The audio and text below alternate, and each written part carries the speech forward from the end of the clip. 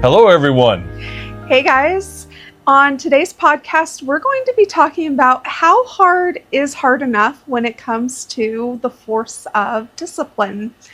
Before we get into all that, if you are not already, please subscribe, like this video, leave it a comment. All of those things really help out the channel. And if you want bonus content as well as a way to support what we're doing even further, a link to our Patreon is down below.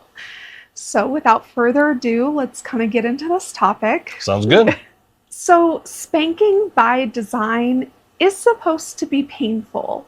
It's a punishment. If you don't have enough of a physical aspect to it, it can be not effective.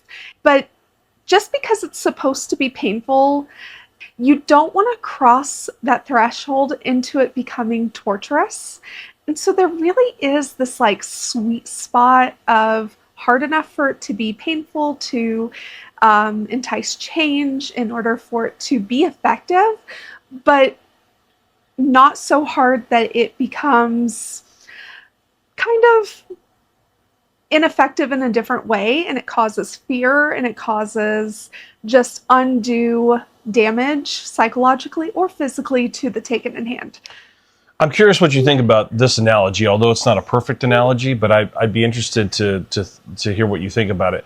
But I kind of think of spanking, regardless of whether it's for punishment or for maintenance. But when you work out, a lot of people don't necessarily enjoy working out. I'm definitely one of those people, but I enjoy what I get from it. And so sometimes working out can be painful. It can be hard. For a bunch of different reasons, but at the end result that you get is usually you are happy with. And so I think spanking could be almost the same way. What do you think? I agree. I've used that analogy before where some people ask, like, you know, how can you enjoy being in a domestic discipline relationship and not enjoy the spanking aspect? It's kind of people calling into question whether or not domestic discipline is just kind of kink in disguise, right? And so they call into question, like, how can you enjoy your relationship structure but still not enjoy the spankings? And I was like, the same way that you don't always enjoy going to the gym, especially in the beginning. Now I think like you learn to like it eventually. Some people do. Some people do. That's true. Some people do, but definitely you don't always enjoy going to the gym. You don't enjoy waking up early or making sacrifices necessary to get your workout in, but you enjoy how you feel afterwards. You enjoy the physical aspects of working out, and you enjoy the energy that you get from it. You enjoy the health benefits you get from it. And so I have used that analogy before. So absolutely, that's a great way to put it. But just like working out, if you're not doing enough, then you're not going to get the full benefit of doing that workout. Very true. Very true. But if you go too hard in your workouts, you risk injury. Yeah. Just like in a spanking, if you go too hard, you really do risk some damage. And not just physical damage, but as Aria was saying earlier, you could potentially really hurt the relationship psychologically, because the last thing you want is your partner to fear you. You don't want your partner to be scared of you when it comes. We want a healthy, respectful fear, not a fear that is triggering emotionally. And so you got to be really, really careful. You don't want to go too far. Too much of a good thing even can be bad. And the hardest part about this is that everyone's threshold is different. That's so true. That's a very good point. And so there's really no like prescription of this is hard enough, this is too hard. Yep. But there are some things that you can look for that will kind of give you some context clues to know whether or not you are spanking effectively, if you are maybe crossing that threshold into maybe being a little bit too harsh, or if you're not getting to that point of having correction. So you really do want to take these context clues, try to figure out how to gauge that, and time and experience and communication really is the key factor to learning your partner and learning what that looks like for them, so that you can get to a point where you don't have to always be second guessing whether or not you are spanking hard enough, too hard, if you're getting to that place of corrective action or not. And you brought up a really, really good point there.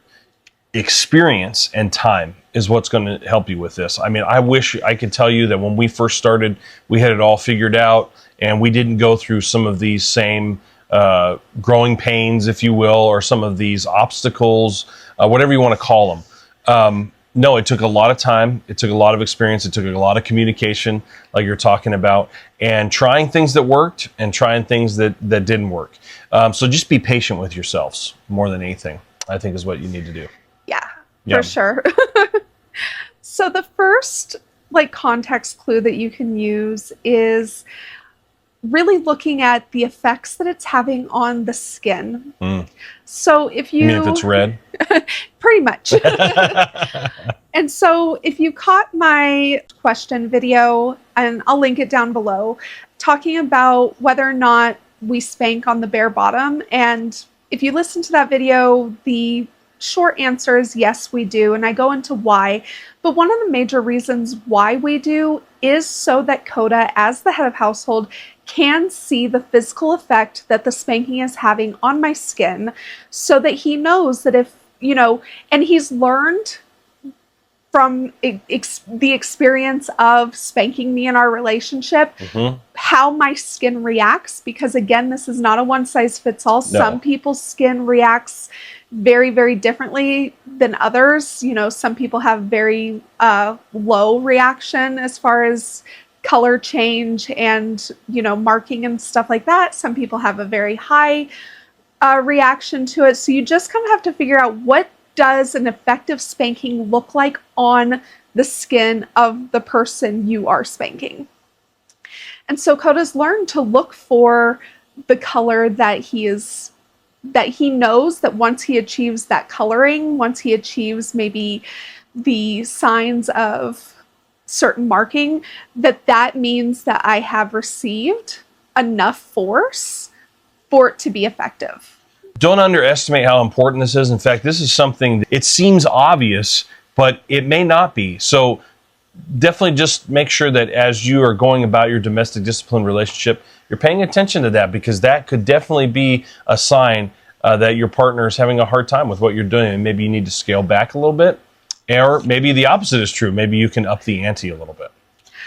I know that for us, one big kind of hard limit that we have in our relationship is that I don't want Coda to do anything that would risk skin breaking. No, not at all. We don't ever want to do that. And so having that visual cue to be able to see the effect that the spanking is having on my skin can give him the feedback to know, number one, what's happening.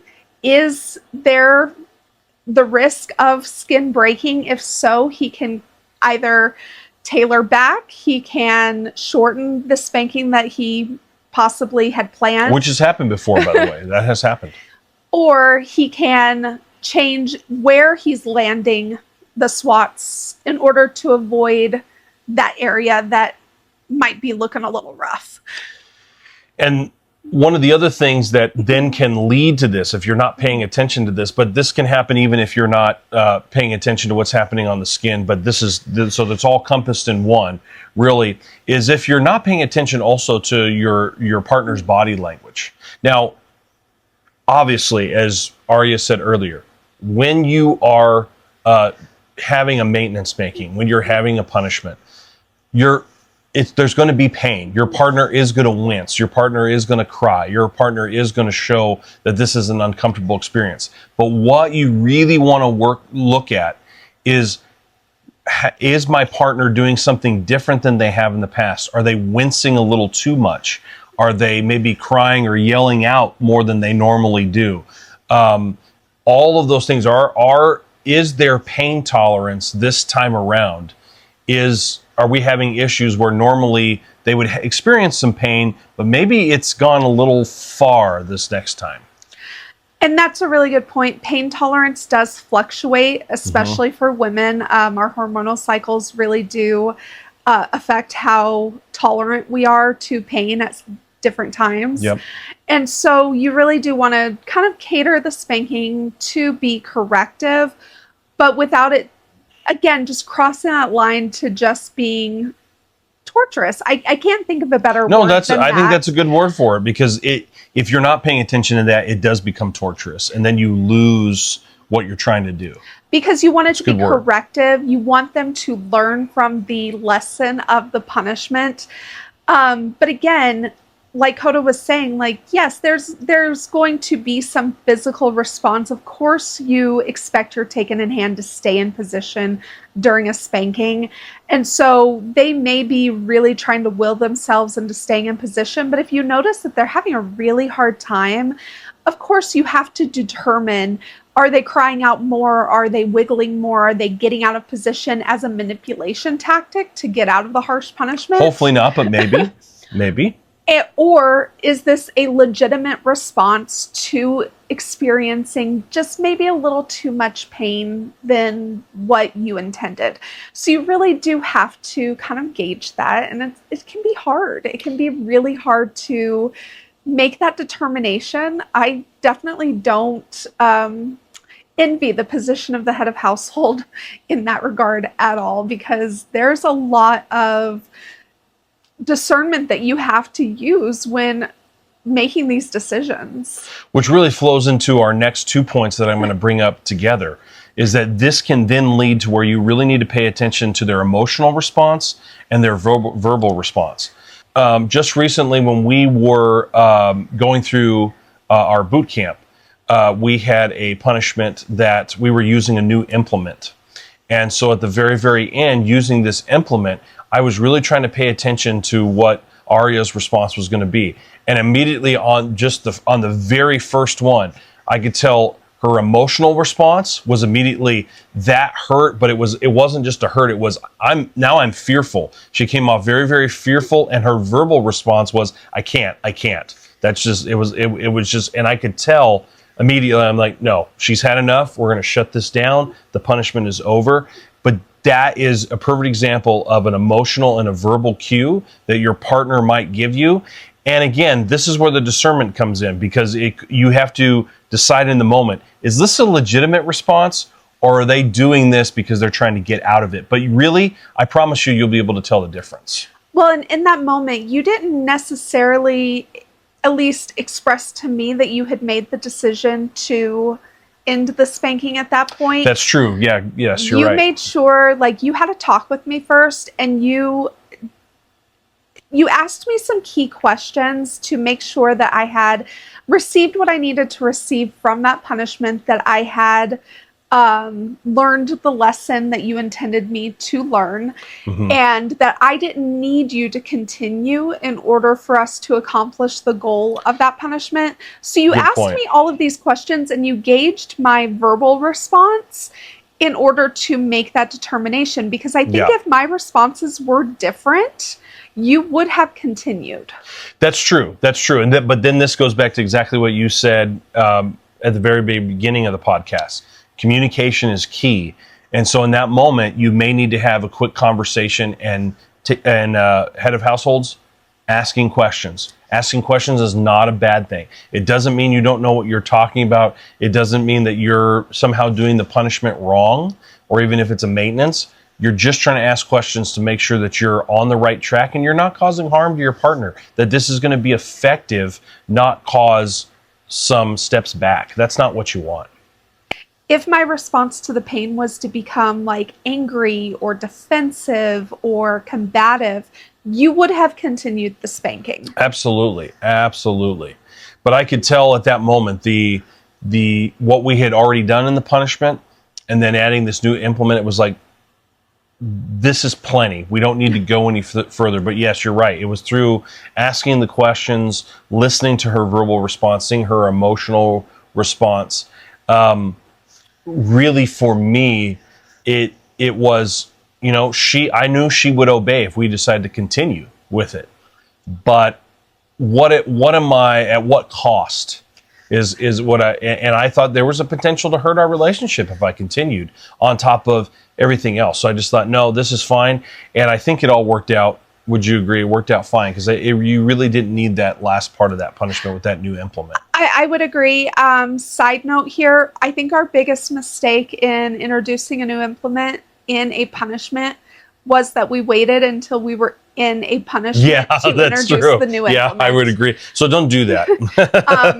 We have talked since then, and we are going to find a way to kind of work that new implement into non-punishment situations like maintenance or just kind of more what we call exploratory spanking, to be able to kind of get a feel for it in a situation where I have more ability to offer feedback. Because when we're in a punishment, I am receiving that correction and I don't have I don't give myself permission, and I don't think that Coda gives me permission to give a lot of feedback in those moments because I'm supposed to be receiving correction. So my focus is not on giving feedback to Coda about how an implement feels and all of that. My focus is on the lesson and taking away from the punishment what I need to take away so that I can move forward in our relationship in a productive way. So in verbal responses, you want to see, are they being, more reverent in how they are responding to you? Are they, That's a good word. Are they saying, yes, sir? Are they, being more mild in how they are approaching answering your questions? Coda always figures out a way to, in his lectures, ask questions about, do you understand why you're receiving this punishment? And he can tell by how I answer, how quickly I answer. This is all true. This is all true. My vocal inflection, he can tell if that punishment should be over or if it should continue for a while. Because if he asks me, like, do you understand why you're being punished? And I just kind of like don't answer for a while, he knows that I'm kind of being a little defiant in my non-response. And or in your defense, and or processing still a little bit. Because sometimes I've noticed it's like, no, she's not really being defiant, but she's still processing through this. She hasn't processed it fully. I haven't gotten to the point where I can admit what I did wrong and kind of take full responsibility. And so that's a cue to him to say, okay, this needs to continue to happen for a while. Yeah.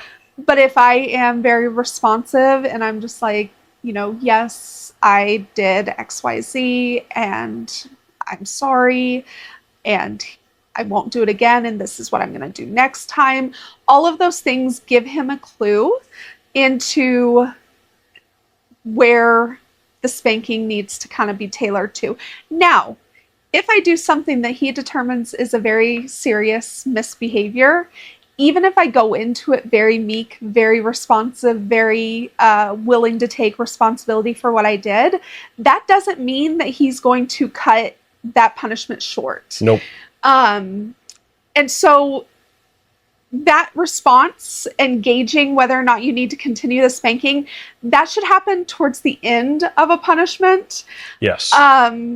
Because again, if I go in and like in the warm up, I'm like, I am so sorry, I did XYZ, I'm not going to do that again.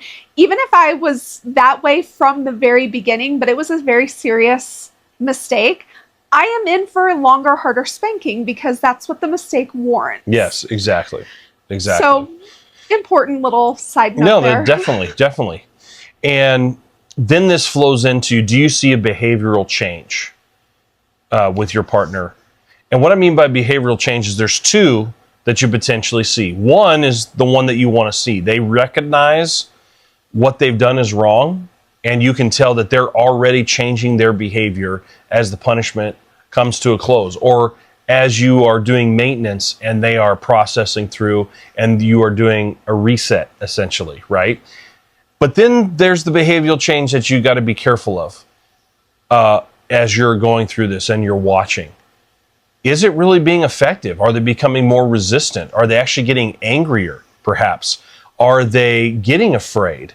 You need to really gauge their emotions. You need to really be in tune with what am I getting from them? Am I really sensing a change, or am I sensing something else that may or may not be good, and we need to actually end the punishment or the reset to either have a conversation, or we need to end it to say, you know what, it's not working right now. Maybe we need to try again tomorrow and discuss why it wasn't working. What happened? Was it the spanking itself?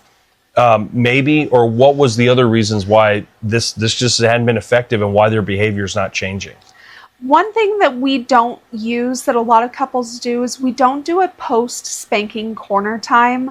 I know that that's a very popular concept, a very popular idea, and a lot of couples use that with success.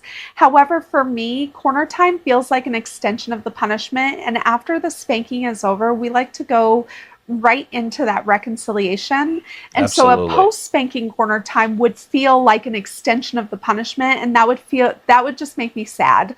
And that's not how we want to end a punishment. But if I am becoming resistant, and if I am becoming defensive, and if I'm having a hard time accepting correction, and Coda's like, you know what, I don't want to just keep going in harder. I don't want to, I need to get past this like mental barrier that she's putting up. And it's not necessarily something that he can work through in the physical aspect of the spanking. Corner time is a great tool for that. Yes. Now, if you're getting frustrated as the head of household, you may want to put her in the corner for a while, see if you can calm down yourself. And if it's just not going to happen, like Coda was saying, give a lecture and then make a plan to try again the next day. And we've done that plenty of times. Yeah, we've actually gone through an entire punishment, realized it wasn't effective for a bunch of whatever the reasons were. There were a bunch, and we just decided we're going to do a do-over the next day. And that comes into the behavior change that you want to look for long term, because yes, you want to see a behavior shift in the punishment, but you really want to look at how has that behavior shifted the next day or for the rest of the day, depending on when you do your punishment. Are you seeing a closeness? Are you seeing a restore to your bond as a couple? Are you seeing that she has taken responsibility for the mistake and is creating actionable steps towards not repeating that mistake again? Or are you noticing her being really closed off, her being really short, her being kind of defensive and creating kind of a barrier between yourself and her? If that's the case, then it is very appropriate to, again, have a lecture, get to the bottom of it, and potentially do another punishment to correct that behavior, because obviously the first punishment didn't necessarily hit the mark for whatever reason. It could be a mental barrier. It could be that you weren't spanking hard enough. It could be that she felt like you were unfair because you were spanking too hard. So you really have to, again, have that conversation and figure out what exactly went wrong. For myself, when those things happen, it's typically because of a mental barrier. Not often, but there are times when I am punished for a situation. I'm punished for my behavior and my part in it, but because the situation as a whole was somewhat of a shared responsibility, it's really hard for me to accept punishment when I feel like Coda has his part in what happened too. It's true. And that is where we've had to do those repeat spankings or do-overs, as I like to call them, because that first spanking, I was too wrapped up in, I am not all to blame here. Like, you had your part in it too. And it's really hard for me to yield to that. And it's only after that first spanking that I can reflect and be like, oh, I wasn't being spanked because of Coda's mistake. I was being spanked because of how I responded and how I behaved. And then that guilt of like, I didn't yield to my correction at all. And I usually come to Coda and be like, okay, here's the deal. I was too wrapped up in how I was feeling, and that punishment was not effective for that reason. So it would make me feel a lot better to really correct my attitude here. And then he can make that determination of how that is best achieved. And that brings up a good point, head of households. You need to remember that even if you have made a mistake, that and she did as well, that the punishment is not for you. Punishment is for the mistake that she made. And so just because you may have been in error yourself does not negate. In other words, it doesn't cancel out what they need to go through. And so you may have those moments. And yeah, it's hard. It is hard to deal out a punishment when you feel guilty, like you did something. But what helps me get past that is to remember, yes, I may have not done everything correct in this scenario, but this isn't about me at this moment. This is correcting her behavior, because if she hadn't done anything wrong, she wouldn't be receiving this punishment right now. So you just need to keep that in mind, even though it may be hard emotionally because you'll feel a little guilty. Don't be, honestly, because that's you were just doing what, again, your partner and you agreed to do in order to keep them on that straight and narrow path. So when determining how hard is too hard, how hard is hard enough, don't get so caught up in like checking all of these boxes. Like, that's true. You know, you don't want to check out the checklist. Yeah, you don't want to take out the checklist. You don't want to be so caught up in the methodology of it all that you forget that this is a relationship and this is an emotional exchange between you and your partner. And this is something that, to a certain extent, you have to lean into instincts and you have to lean into how you interact with each other. And so don't get so caught up in like, oh, she didn't cry, so that must mean that I need to spank harder. Not everyone cries. It's true. It's true. Not everyone cries at every punishment. Some people do. Not everyone does. Some people don't cry ever. So don't get caught up in that. Don't be like, oh, you know, her We're just going to keep going. Her skin only turned, you know, slightly pink. It didn't get into that light shade of red that I'm looking for. That could be for a bunch of different reasons, you know, so you really want to look at all of these things and try to figure out, okay, if she's really squirming and you can tell like this is a legitimate response to the pain, then maybe the coloring of her skin and the response of the spanking on the skin isn't as necessary to achieve as it is, you know, if you're getting that physical feedback from her and you are getting like the behavioral feedback from her to say that this punishment has been effective. So just don't get caught up in trying to check all the boxes. With everything that we're telling you, this is something that you just have to eventually try to make it as automatic as possible. And the way you do that is, again, it's just with experience, just going through it, having conversations, which of course brings us to our last point of communication. This all has to do with surrounds the idea of communicating with one another. Talk about the punishment afterwards.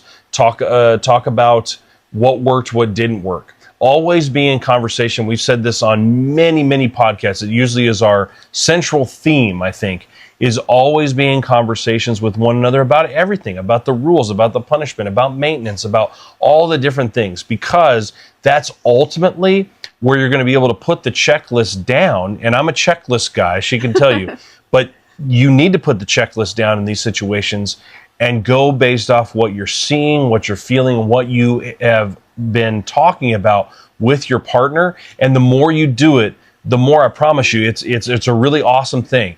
The more you do it, you'll just be able to go, wow, I know exactly what I think they're feeling right now, what they're going through. And so I know how to respond with what they need in the moment. You know, just like you get more familiar with anything, the more you do it, this is that same concept. Yeah, absolutely. And this is really something that Coda said about like talking after spankings.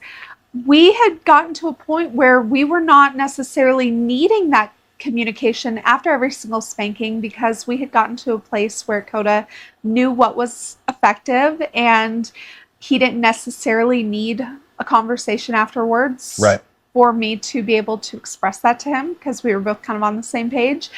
But he's decided recently to try different methods within our punishment system. So now we're Absolutely. back to the point where I'm having to give a little bit more feedback after punishments so that he can have that information and use that in a way that will still accomplish our goals in the way that he is wanting those things to happen. The key here is that we're always tweaking. We're always trying something new to make your relationship, the punishments, everything more effective. So don't lose sight that that is the most important thing, is the conversations, because that ultimately is what's going to continue to propel you forward. And as you make the tweaks, as you do those things, you'll find that that serves you a lot better.